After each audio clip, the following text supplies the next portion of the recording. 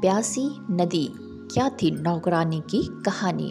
मैंने गीता को समझाने की कोशिश की, तुम और संजय आमने सामने बैठकर इस मामले का हल निकाल लो। गीता ने कहा, मैडम अब जो भी अंजाम हो, पर मैं उस नामर्द के साथ एक दिन भी नहीं बिता सकती। कुछ भी करके इससे छुटकारा पाना चाहती हूँ।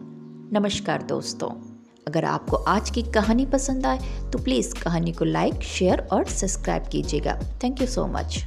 मेरे पति को चलते फिरते मुझे छेड़ते हुए शरारत करने की आदत है। वे कभी गाल छू लेते तो कभी कमर पर चुटकी ले लेते हैं। ये भी नहीं देखते कि आसपास कोई है या नहीं। बस मेरे पति अपना ढेर सारे प्यार को सरेआम जता देते हैं।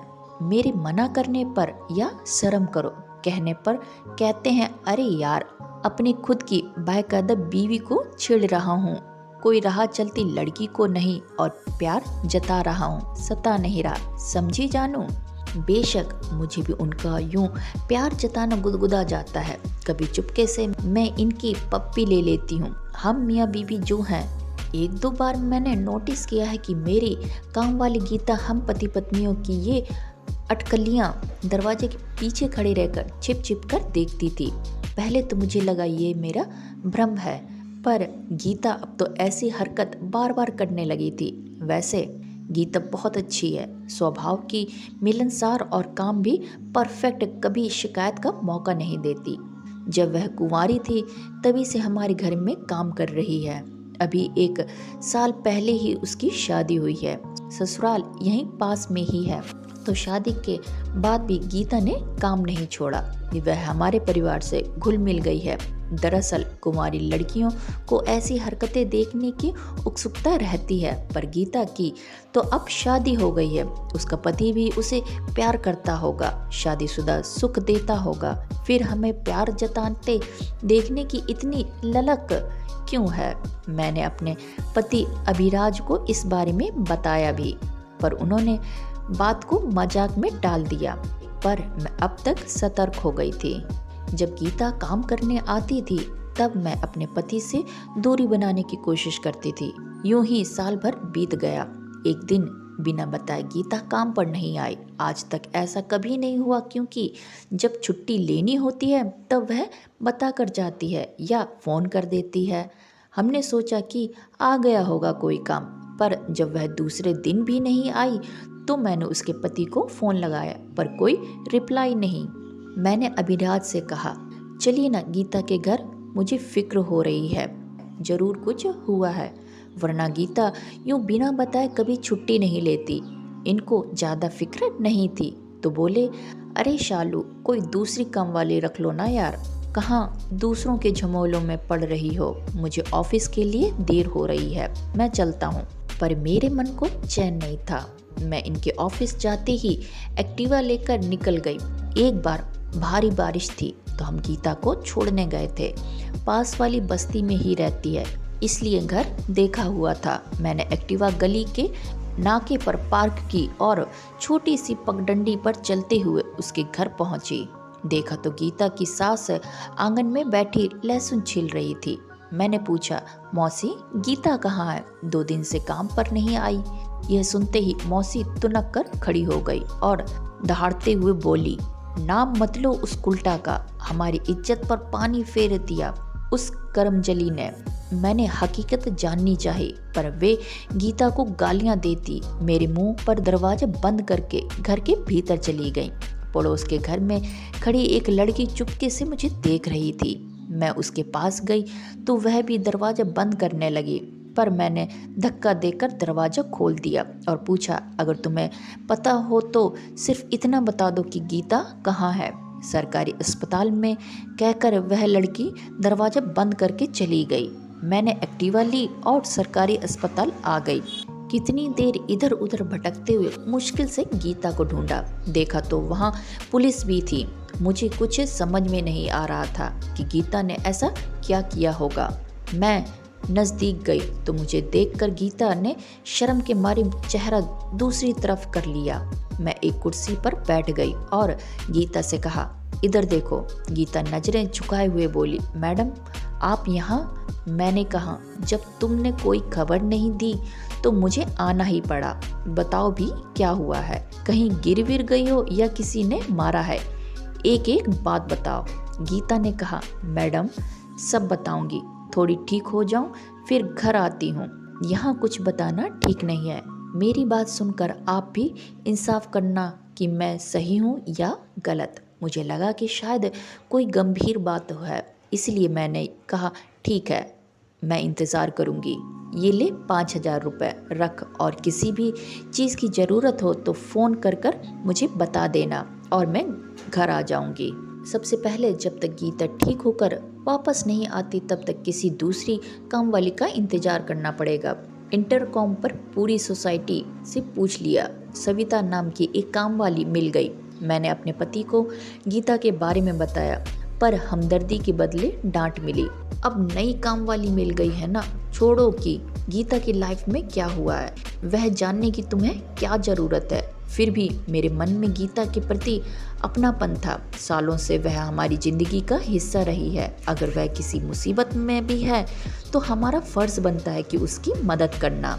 आहिस्ता आहिस्ता 2 महीने बीत गए। एक दिन अचानक गीता का फ़ोन आया, मैडम आप घर पर हैं क्या? मैंने कहा हाँ, मैं घर पर ही हूँ। वह बोली, अभी आई। गैस पर चाय चढ़ाकर मैंने गीता की कहानी सुनने के लिए खुद को तैयार करने लगी कि दरवाजे की घंटी बजी। गीता ही थी। मैंने पूछा, कैसी हो अब? मैडम तन के घाव तो ठीक हो गए, मन में जो पीड़ा और जलन है उसका इलाज कैसे करूं? मैंने पानी और चाय पिलाकर गीता को शांत करवाया। मैंने भी चाय पी और कहा, चल अब दोनों शांति से बात करते हैं, बता। गीता ने कहा, मैडम सबसे पहले आप ये बताइए कि क्या पेट की भूखी तन को जलाती है, जवान खून को तन की प्यास भी लगती है कि नहीं? सेक्स के लिए शारीरिक जरूरत जितनी मर्दों को जलाती है उतनी ही औरतों को भी जलाती है कि नहीं?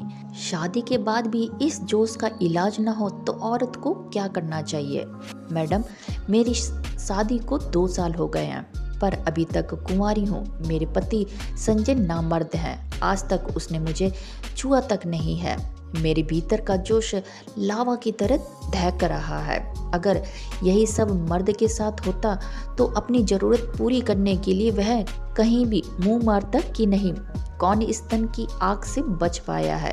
एक लड़की कितनी सपने आंखों में भरकर शादी करती है, पति के प्यार को तरसती है, पर मेरे नसीब खोटे कि मुझे एक ऐसा पति मिला है जो औरत की जिस्मानी ज़रूरत पूरी करने में नाकाम है। मैंने कहा, गीता तो इस बिना पर अपने पति से तलाक ले सकती है और दूसरी शादी कर सकती है। गीता ने कहा, मैडम हमारे समाज में एक लड़की जिस घर में ब्याह दी जाती है वहीं से उसकी अर्थी उठती है। तलाकशुदा लड़की का पूरा समाज बहिष्कार करता है। मैडम इसी नामर्द के साथ मुझे जिंदगी बितानी होगी, तिल तिल कर मरना होगा। मेरे सेठ सेठानी का कमरा हमारे कमरे के पास ही है। आधी रात तक उन दोनों के कमरे से आ रही प्यार की मद भरी आवाज़ों मेरे कानों में ऐसे चुभती है जैसे धधकता लावा किसी ने मेरे कानों में उड़ेल दिया हो। सेठ जी के बदन मसलने पर सेठानी के मुंह से निकलती आहा और सिकसिकियां मेरे भीतर हवस की आवाज़ बढ़ा देती है। मैं बेकाबू सी अपने पति से लिपट कर उनको जोश में लाने की कोशिश करती हूँ, पर उस ठंडे समुंदर में उफान उठता ही नहीं। आपको शायद पता होगा कि साहब जब आपको छेड़ते हैं और शरारत करते थे तब मैं चुपके से देखती थी। आपको देखकर मेरा भी मन करता था कि कोई मुझे भी छेड़े, मुझे भी प्यार करे। एक दिन मेरे ताऊ ससुर का लड़का वनराज घर आया था, एकदम बंका जवान। उसके गठीले बदन को देखकर मेरे भीतर खलबली मच गई। उसकी नज़रें मेरे ऊपर पड़ते ही मैंने होंठों पर जीभ रगड़कर अपनी प्यास जाहिर कर दी। फिर तो वह बार बार हमारे घर आने लगा। हम दोनों एक दूसरे को जी जान से चाहने लगे। एक दिन मेरी बुआ सास की लड़की की सगाई थी तो घर के सारे लोग पड़ोस के गांव जा रहे थे, पर मैं पेट दर्द का बहाना बनाकर घर पर ही रुक गई। फिर जैसे ही सब गए मैंने वनराज को अपने घर बुला लिया और उस दिन मैंने अपने कुंवारेपन का वनराज को सौंप दिया। मैं जानती हूँ कि मैंने गलत किया और शादीशुदा होकर भी एक गैर मर्द के साथ रिश्ता बनाया। पर परंपरा के नाम पर अपने एहसासों का खून मुझे हरगिज मंजूर नहीं था। इस पूरे कांड में गलती सिर्फ मेरे पति संजय की थी, जिसने जानबूझकर मेरी जिंदगी खराब की। इसलिए मैंने अपनी आग बुझाने का जो रास्ता मुझे सही लगा वो अपनाया। उस दिन मैंने और वनराज ने जी भरकर एक दूसरे को प्यार लुटाया।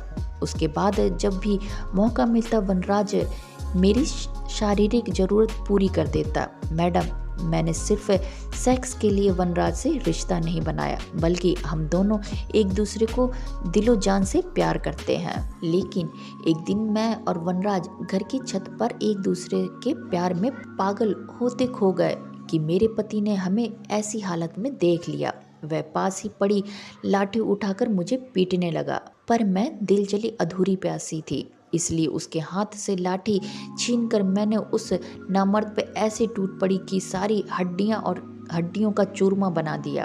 अब आप ही बताइए, मैंने क्या गलत किया? सारा किस्सा सुनने के बाद मुझे गीता किसी पहलू से गलत नहीं लगी। बस उसने हालात को सुलझा दिया था। मैंने गीता को समझाने की कोशिश की, तुम और संजय आमने सामने बैठकर इस मामले का हल निकाल लो। गीता ने कहा, मैडम, अब जो भी अंजाम होगा, पर मैं उस नामर्द के साथ एक दिन भी नहीं बिता सकती।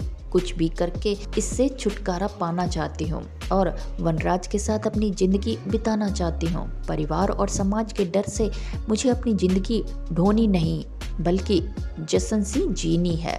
गीता की आंखों में प्यार की खुमारी और हिम्मत को देखकर मैंने गीता की जगह खुद को रख कर देखा तो किसी पहलू से गीता मुझे गलत नहीं लगी। मैंने उससे कहा, देखो, तुम गलत बिल्कुल नहीं हो। प्यार और संग में सब जायज है। शादी टूटने में हर बार औरत ही जिम्मेदार नहीं होती, बल्कि इस तरह थोपा गया रिश्ता टूट गया वही सही है। गीता मेरे गले लगते हुए बोली, मेरी भावनाओं को समझने के लिए बहुत बहुत धन्यवाद मैडम। अब मुझ में हिम्मत आ गई है मैडम। जब तक ये मामला सुलझ नहीं जाए तब तक शायद काम पर ना आ सकूं, पर वादा करती हूँ कि सब ठीक होते ही वापस काम पर लौट आऊंगी। कहकर गीता चली गई। इस बात को 4-5 महीने बीत गए थे। मैं तो गीता को भूलने भी लगी थी कि एक दिन अखबार में पढ़ा कि एक शरीफ पति के हाथों गीता नाम की एक बच्चलन औरत का कत्ल। मैंने तस्वीर ध्यान से देखी और मन ही मन बोली, ये तो मेरी वाली गीता है। मैं तुरंत उस अखबार के दफ्तर गई और संपादक को सारी सच्चाई बताकर कहा, कल के अखबार में अब वही छपेगा जो अब मैं कहने जा रही हूँ। दूसरे दिन उस अखबार में खबर थी कि कल वाले मर्डर केस में एक सनसनीखेज खुलासा, एक नामर्द पति के हाथों गीता नाम की मासूम और शादी के नाम पर चली गई औरत की हत्या। ये पढ़कर मुझे संतोष मिला। मैं सोचने लगी, पाखंडी समाज में ऐसी न जाने कितनी गीताएं दूसरों की गलती के चलते बलि चढ़ जाती हैं। सहना सिर्फ औरतों के हिस्से ही क्यों आता है? इतने में पतिदेव ने चुटकी बजाते हुए मेरे ख्यालों की डोरी तोड़ते हुए कहा, हेलो बेबी, एक कप चाय मिलेगी क्या? मैं मुस्कुराते हुए अभिराज के गले लग गई। तो ये थी आज की कहानी प्यासी नदी। उम्मीद है आपको आज की कहानी बेहद पसंद आई होगी। कहानी अच्छी लगी हो तो प्लीज़ लाइक, शेयर और हाँ, चैनल को जरूर सब्सक्राइब कीजिए। फिर मिलते हैं दूसरी कहानी के साथ में। तब तक लिए bye bye, take care, thank you for watching.